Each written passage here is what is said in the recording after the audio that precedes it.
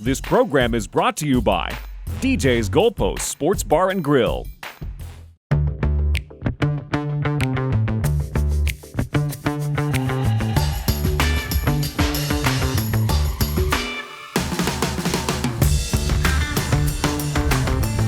And the Pip Dodds Packers podcast continues with the Packers historian and the star of the show, John Dodds. I'm Tom Pippins. We're delighted to have you with us and just so thankful for Wayne Larrivee, the voice of the Green Bay Packers.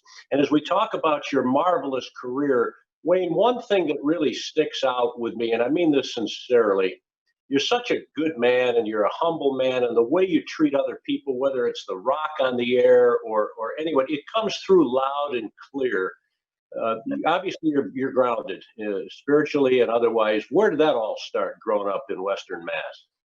Well, I think my parents actually, my dad was one of those guys. He was an account exec. He was a sales executive. He bought the pulp for the paper mill, the Hurlbut Paper Company.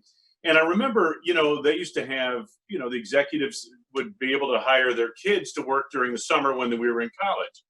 The paper company had all their employees, whoever had kids going to college, they brought them on for summer, and it was good money and, work during the summer, and you could make some money to go to college. So anyway, I remember being in the paper mill summers and working with different people. And I remember how much respect they had and like for my dad. He was one of those guys, Tom, I'm sure you're kind of like this, that there are a lot of people who thought he was their best friend. Certain people like that. So the circle of people like that where, you've got 10 or 15, 20, 30 people that think, that my dad was their best friend and they thought he was their best friend. Just the kind of magnetism he had. He was a good man, God-fearing man in that regard, treated people well, equally.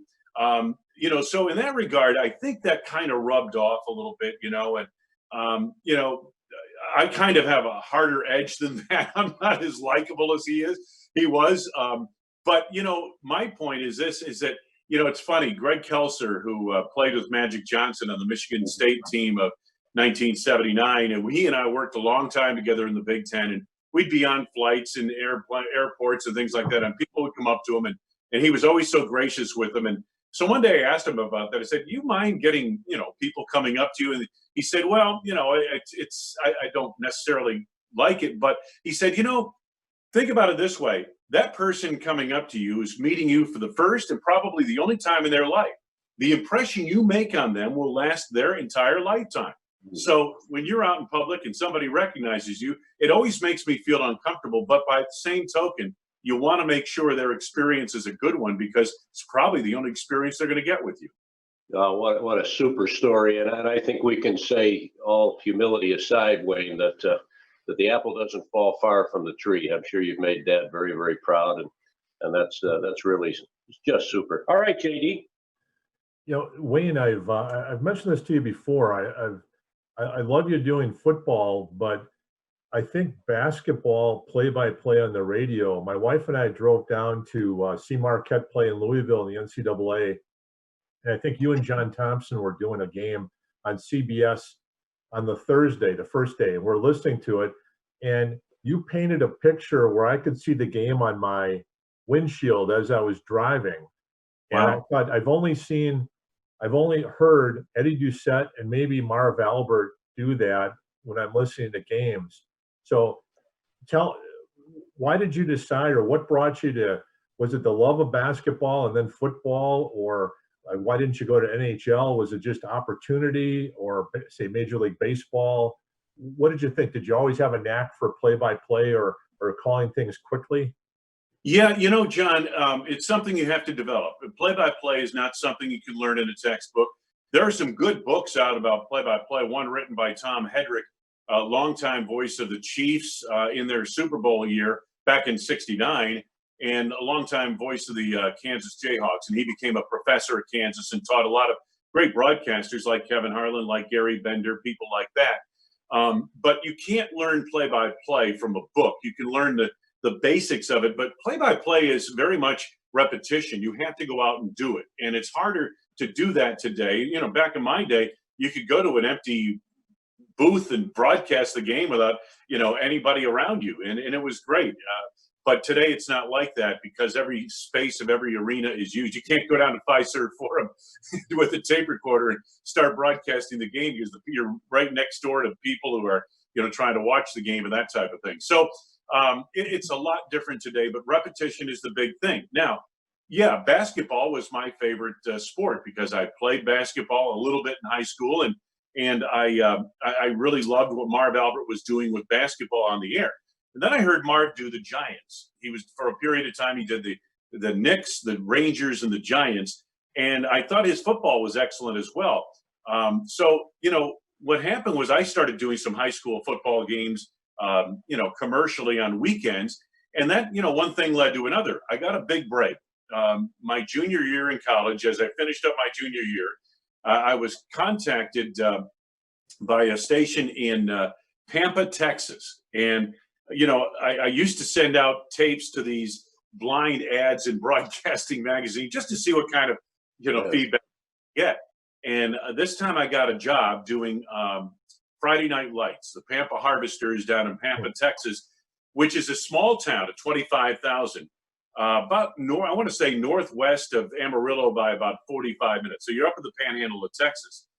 And the town had two tall structures. One was the grain elevators on one side of town. There was a Jimmy Dean sausage making plant, which cast some incredible aromas around 6 o'clock in a hot throughout the whole town.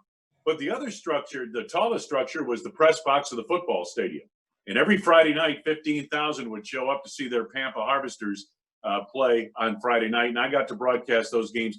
And, Tom, you asked earlier, when did you really know you wanted to do this? Well, that period of time, I took one semester out of school and I did that. And that kind of convinced me that, yeah, I'd like to do this for a living. Just great. John has talked about and seen it firsthand, helping with statistics in the booth with you and Larry McCarron. Your preparation is over the top. As accomplished as you are, you've made it to the top. You don't flaunt it, but that's a fact. And yet, with all that you do, the different sports, your preparation never wanes. To me, that's the one thing, having been in it, to appreciate it a little bit, Wayne, is the only thing I would ever criticize if I felt someone was not prepared, including myself, because that's something that we can control. And yet you never let up. You're like Lombardi. We strive for perfection and achieve excellence, which you certainly have. We strive for perfection. We hope we're good. It's funny. Preparation, I go back to the old Al McGuire. Never forget, I was at a banquet in Chicago, and Al McGuire was speaking to a group at Northwestern, and mostly athletes. It was, a banquet. I think I was MC, and I introduced Al, and he did his speech. And John probably knows this, and maybe you do too, Tom. Al had this line. I want to say it was the 6 Ps, he called it. Proper preparation prevents piss poor performance. Kind of, the way, that's how, ever since I heard that, that's always been the way I've kind of approached the job. It's funny. I really enjoy doing a game when I'm prepared. When I'm not, it's not as much fun. And it's hard to do when you're not as prepared, when you don't feel comfortable with the material. So I try never to let that happen. I try to always be prepared. Once you prepare, though, it's a performance industry. It's a performance business. Some days we have good days. Some days we have bad days. Some days our bios are good. Some days our biorhythms are bad. So even good preparation, though, on a bad day can make you sound okay. On a good day, you could take it to the next level.